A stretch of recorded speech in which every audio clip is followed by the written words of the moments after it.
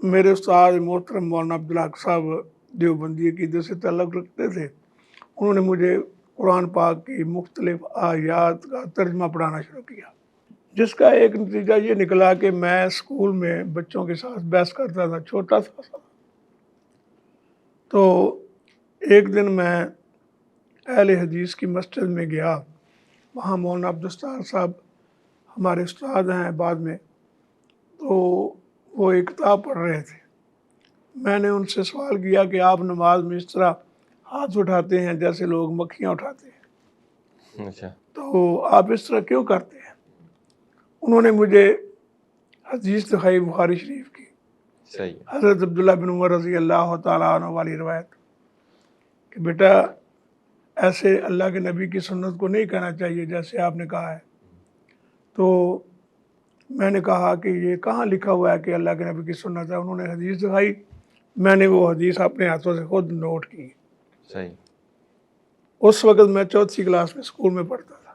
اچھا، تو وہ حدیث جو میں نے لکھ لی، میرے استاد محترم پہلے جو تھے مولانا عبدالحق صاحب دیوبندی، میں نے ان سے کہا کہ یہ اللہ کے نبی کی سنت ہے، آپ کہتے ہیں کہ یہ مکھیاں جھاڑتے ہیں، تو ایسا اللہ کے نبی کی سنت کو تو نہیں نہ کہنا چاہیے۔ صحیح، وہ کہنے لگے کہ یہ کہاں سے لیا آپ نے کاغذ؟ میں نے کہا میں راحت حدیثوں کی مسجد میں گیا تھا، وہاں سے لیا ہے۔ انہوں نے مجھے تھپڑ بھی رسید کیا اور کہا گالی نکال کر کہ تو وہاں کیوں گیا تھا اور کیا لینے گیا تھا؟ میں نے کہا کہ بس مجھے اس کا جواب چاہیے۔ صحیح، وہ جواب نہ دے سکے۔ پھر وہ حفص بھی گئے، کلاشدار سنگھ بھی گئے، گجرانوالہ بھی گئے، بڑے بڑے علماء سے انہوں نے رابطہ کیا، لیکن اس میری بات کا جواب نہیں دے سکے، یعنی جو حدیث بخاری کی تھی نا۔ یعنی کہ آپ اس وقت بچے تھے نا؟ حالانکہ میں بچہ تھا، چھوٹی سی عمر تھی آپ کی، چوتھی کلاس تھی آپ کی؟ چوتھی کلاس تھی۔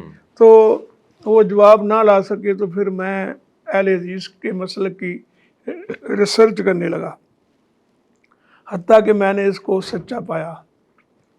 جیسے حضرت ہارون رشید رحمۃ اللہ علیہ فرماتے ہیں طلبت الحق فوجدت مع اصحاب الحدیث، میں نے حق کی تلاش کی تو میں نے اہل حدیث کے ساتھ حق کو پایا۔ اللہ، تو پھر میرے لیے بڑا مسئلہ کھڑا ہوا اور مجھے سمجھانے کے لیے ملتان سے علامہ قائم الدین ملتانی، بہت بڑے علامہ شخص تھے، ان کو بلایا گیا، اور قلعہ اجدار سے قاضی عصمت اللہ صاحب، قاضی شمس الدین صاحب تشریف لائے، حافظ آباد سے مولانا نور احمد صاحب یزدانی تشریف لائے، مجھے سمجھاتے تھے، لیکن جو میں سوال کرتا تھا میری باتوں کا جواب نہیں دیتے تھے۔ حتیٰ کہ تیسری مرتبہ کی بات ہے کہ علامہ قاضی عصمت اللہ صاحب دیوبندی رحمۃ اللہ علیہ، انہوں نے مجھے کہا بیٹا میں سمجھتا ہوں کہ یہ اللہ کے نبی نے رفع یدین کیا ہے، جی جی، مگر بعد میں آپ نے چھوڑ دیا تھا۔ میں نے حضرت ابو حمید صادی رضی اللہ تعالیٰ عنہ والی حدیث پیش کی کہ وہ 10 صحابیوں میں کہتے ہیں انا اعلمکم بصلاۃ رسول اللہ صلی اللہ علیہ وسلم، قالوا فارغ، میں بھی اللہ کے نبی کی نماز کو تو آپ سے بہتر جانتا ہوں۔ جی جی، تو وہ یہ نہیں کہتے کہ تو نے کوئی اللہ کے نبی کے پیچھے زیادہ نمازیں پڑھی ہیں، ہم بھی تو آپ کے پیچھے نماز پڑھتے رہے ہیں نا۔ انہوں نے کہا فارغ، بتاؤ پیش کیجئے کیسے نماز پڑھتے تھے۔ تو ان کا مقصد یہی تھا کہ رسول اللہ صلی اللہ علیہ وسلم دنیا سے چلے گئے ہیں، چلو یہ اللہ کے نبی کی نماز کا نقشہ اتارے گا، ہمیں اللہ کے نبی یاد آئیں گے۔ جی جی، انہوں نے پھر وہ نماز پڑھ کے دکھائی جس میں انہوں نے رکوع جاتے وقت، رکوع سے سر اٹھاتے وقت رفع یدین کیا۔ میں نے قاضی صاحب سے یہ سوال کیا کہ یہ واقعہ ہے اللہ کے نبی کی وفات کے بعد کا، اللہ کے نبی نے اگر رفع یدین چھوڑا ہوتا تو یہ صحابی نہ کرتے، بیان بھی نہ کرتے اور دوسرے سے اعتراض کر دیتے، لیکن انہوں نے اعتراض کرنے کی بجائے کہا صدقتا کان رسول اللہ صلی اللہ علیہ وسلم یصلی ھکذا، اللہ کے نبی ایسے ہی نماز پڑھتے تھے۔ قاضی صاحب بجائے اس کے کہ اس روایت پر کوئی جرح کرتے، مجھے سمجھانے کی کوشش کرتے، وہ میرے والد صاحب کو مخاطب کر کے کہتے ہیں کہ اسماعیل یہ لڑکا آپ کے ہاتھوں سے نکل چکا ہے، اچھا، چلو بھی چلے۔ مسجد میں چلے گئے، نماز پڑھائی انہوں نے، جمعہ اس کے بعد پھر تقریر کی انہوں نے۔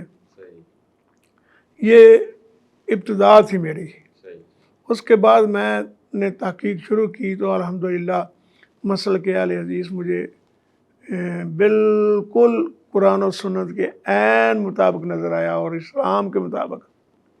ایک تکلیف آئی تھی، میرے والد صاحب نے مجھے گھر سے نکال دیا، 2-3 دن کے لیے میں مسجد میں جا کر صفوں میں سویا۔ نہیں کہ اسی چھوٹی عمر کے بچے کو گھر سے نکال دیا؟ اور اس وقت میں تقریباً 6ٹھی کلاس میں پڑھتا تھا جب کہ یہ بات ہے۔ تو پھر اس کے بعد آہستہ آہستہ وقت گزرتا گیا، 7 کلاسیں میں نے کلیئر کی۔ تو اس کے بعد 8ویں کلاس میں تھا، میرے ایک استاد تھے مولانا محمد شریف صاحب مجاہد گوندلہ والا والے، انہوں نے مجھے ترغیب دی کہ آپ مدرسہ میں پڑھیں۔ میں مدرسے چلا گیا، جامعہ محمدیہ، اس وقت اس کا نام جامعہ شرعیہ تھا۔ تو جامعہ شرعیہ میں پڑھتا تھا، 3 دفعہ مجھے میرے بڑے بھائی آ کر لے گئے، زبردستی لے گئے؟ جی آ کر لے گئے۔ وہ قاضی اسمت اللہ صاحب قلعہ دار سنگھ والے جو ہیں ان کے مدرسے میں پڑھتے تھے، قرآن کے حافظ ہیں، اب مجھ سے بھی زیادہ مضبوط اہل حدیث ہیں الحمدللہ۔ وہ میرے بھائی مجھ سے جھگڑا کرتے تھے، ہم دونوں بھائی کھانا کھاتے وقت بھی جھگڑا کرتے، اور کھاتے کھاتے روٹی چھوٹ جاتی، ہم لڑائی پہ۔ اچھا، ہاں جی، رفع جان آمین سورہ فاتحہ کے مسئلے پر۔ تو آخر وہ مجھ کو 3 دفعہ لے کر آئے۔ ایک دفعہ پھر جب تیسری دفعہ لے کر آئے ہیں نا، تو مولانا عبداللہ صاحب رحمۃ اللہ علیہ انہوں نے 2 بچوں کو بھیجا جو جامعہ میں پڑھتے تھے، اور وہ 6ٹھی جماعت میں بڑے لڑکے تھے۔ ایک حکیم رشید احمد رڈیالوی جو کہ رڈیالے کے رہنے والے ہیں، اور ایک پروفیسر منظور احمد صاحب، وہ دونوں اس وقت 6ٹھی کلاس میں پڑھتے تھے۔ وہ مجھ کو رات کو لینے کے لیے آئے، ٹوٹا ہوا سائیکل تھا ان کے پاس، وہ دونوں گجرانوالہ سے جلن آئے، جبکہ وہاں سے جامعہ محمدیہ سے لے کر جلن کا راستہ 27 میل کا ہے، میل کا۔